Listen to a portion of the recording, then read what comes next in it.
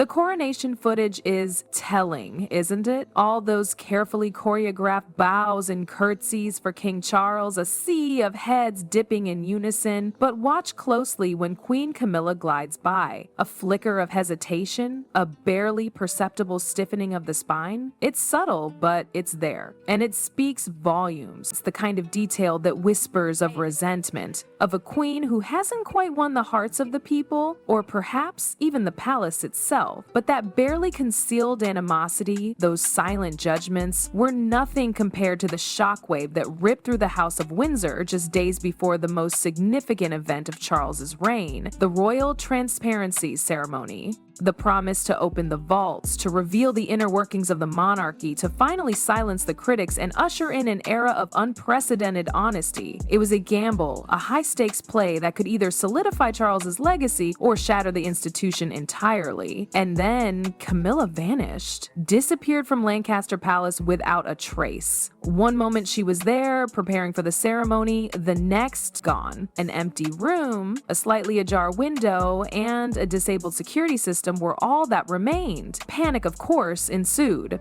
The palace, usually a bastion of rigid protocol and hushed whispers, erupted in a frenzy of activity. Security teams swarmed the corridors, their radios crackling with frantic commands. The grounds were scoured, every hidden nook and cranny searched with desperate urgency. Outside, the world watched, a hungry media pack descending upon the palace gates, their cameras flashing, their microphones thrust forward, demanding answers. Kidnapping, abduction, or something far more sinister? The questions hung in the air, thick and heavy with speculation. Was Camilla running from something? Was she hiding a secret so explosive that she would risk everything to keep it buried? The stakes were impossibly high, not just for the monarchy, but for Charles himself. He had staked his reputation, his reign on this transparency ceremony, and now his queen, the woman who had stood by him through decades of scandal and controversy, had seemingly betrayed him in the most public way imaginable. The initial reports were chilling, no forced entry,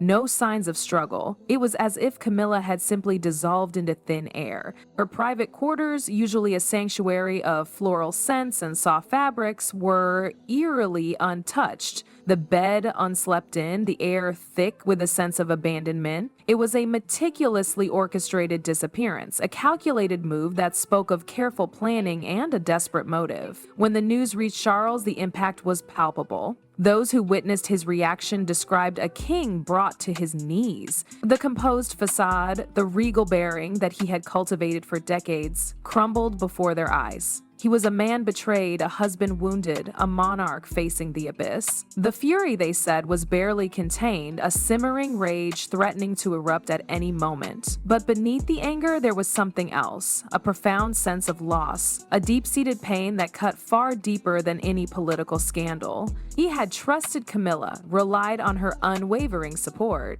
And now she had vanished on the very eve of his defining moment. Why now? He reportedly asked, his voice barely a rasp. Is she hiding something? Afraid it will surface at the transparency ceremony? If that's the truth, then I will find her myself. And in front of the entire nation, I will ask, what is it you are so desperate to conceal? Those words, spoken in a room filled with stunned silence, marked a turning point. This was no longer just a missing person investigation. It was a declaration of war. A battle for truth, for legacy, for the very soul of the monarchy. And Charles, the weary king, was ready to fight. The search intensified, the pressure mounting with each passing hour.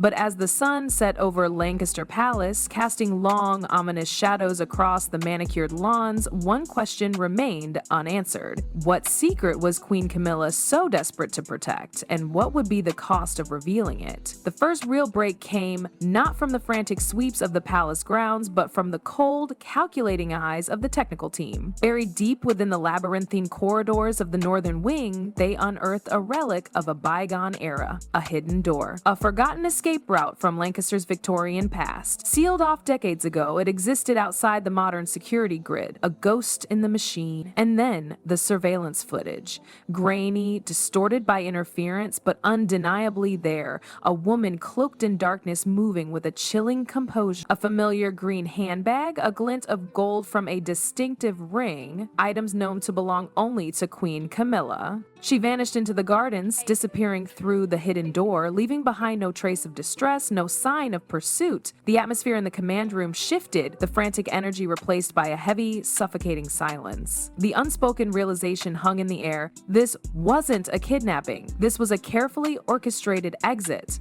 a deliberate act of defiance. By noon, the news reached Charles. The case was officially reclassified, voluntary departure. The stakes had just been raised. The transparency ceremony meant to restore the monarchy's credibility was now teetering on the brink of disaster. Camilla's disappearance had become a fault line, threatening to shatter the entire foundation of the House of Windsor. Julian, the royal media strategist, a man whose very existence revolved around controlling the narrative, was the first to break the silence. His voice, usually smooth and persuasive, was now tight with barely concealed panic. There's no doubt anymore, she left intentionally. No one stumbles upon that side passage by chance. And to disable the nearby cameras without alerting security, that kind of precision takes planning. The question now wasn't where Camilla was, but why? What was she trying to hide? What secret was so explosive that she would risk everything to keep it buried? Later that afternoon, in a secluded chamber away from the swirling chaos, William, the heir to the throne, summoned Julian for a private meeting. The weight of the situation was etched on his face, his usual composure replaced by a visible exhaustion. "Julian, I need you to look into something immediately," he said, his voice clipped and tense. "I have reason to believe her disappearance is tied to financial irregularities. I've heard reports these past weeks of large asset transfers. Can you verify that?" Without a word, Julian reached into his briefcase and produced a thick dossier. He had anticipated this.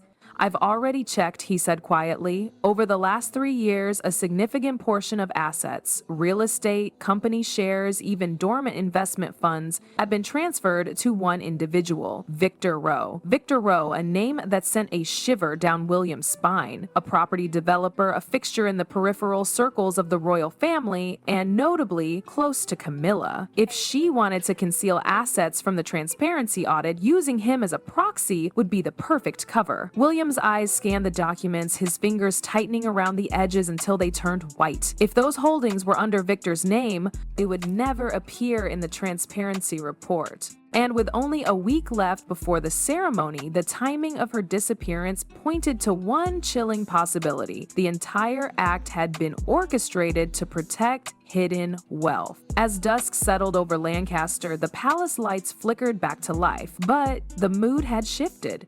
The frantic chaos of the morning had evolved into a focused, simmering intensity. The investigators were no longer searching aimlessly. They were following a trail paved with secret transactions and hidden accounts. And at the end of that trail, one name kept appearing: Victor Row. That night, after the investigation council adjourned, Charles issued a firm directive: summon Victor Row immediately. He must be at Lancaster before dawn. Outside, the wind howled against the stone walls, the wail of sirens piercing the night as black escort vehicles raced down empty roads.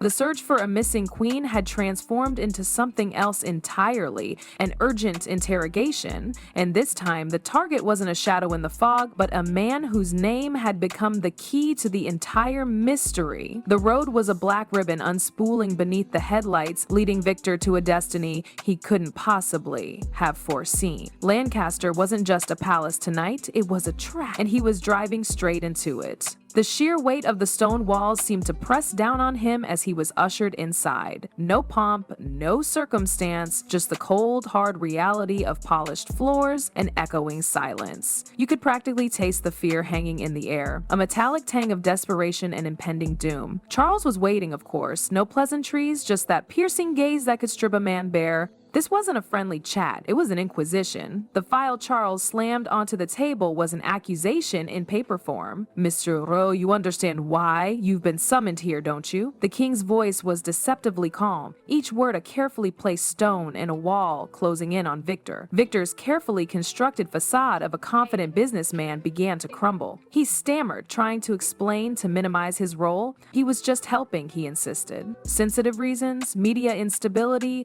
all excuses, flimsy shields against the storm about to break. But William wasn't buying it. His questions were sharp, precise, cutting through the lies like a hot knife through butter. Helping? Lending your name amounts to concealing assets from a national audit, he pointed out, his voice laced with contempt. Cornered, Victor finally cracked. He was deceived, he claimed, a pawn in Camilla's game. He reached into his briefcase, pulling out the damning document, the supplementary contract he never signed, the one designed to make him the fall guy.